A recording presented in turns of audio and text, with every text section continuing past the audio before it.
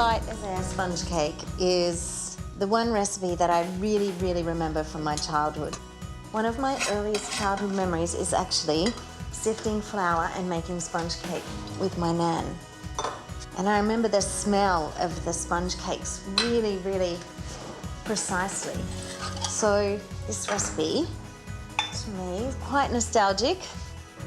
The fewer the ingredients, the more precise you have to be and the more care you have to take with the recipe. So sponge cake, not many ingredients. So you have to be patient and precise.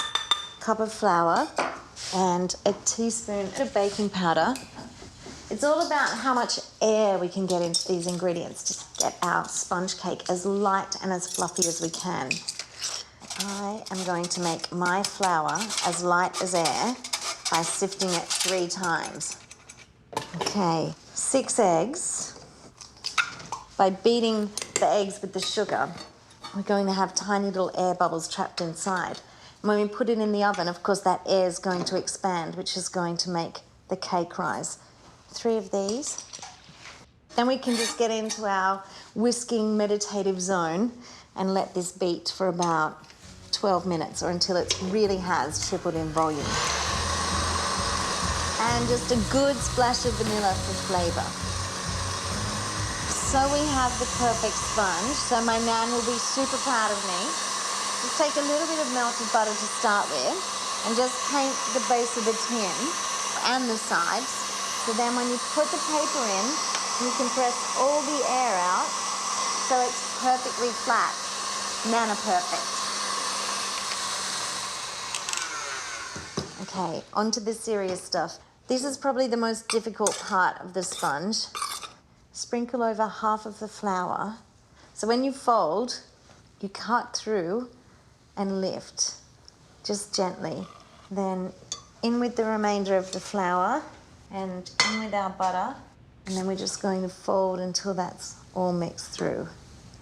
As a food stylist, this has to be one of the prettiest recipes that you can make. And these just need to go into the oven. Need to check them in about 15 minutes.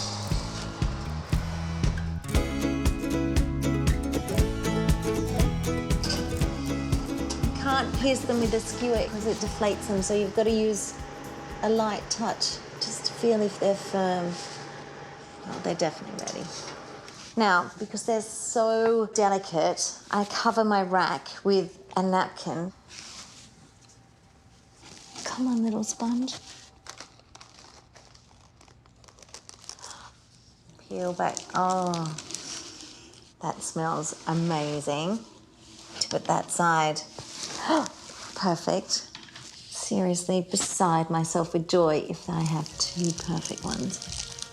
I think I do. I have to do the magic on the hand with this one. They're so good. These are exactly how I remember my nan making them.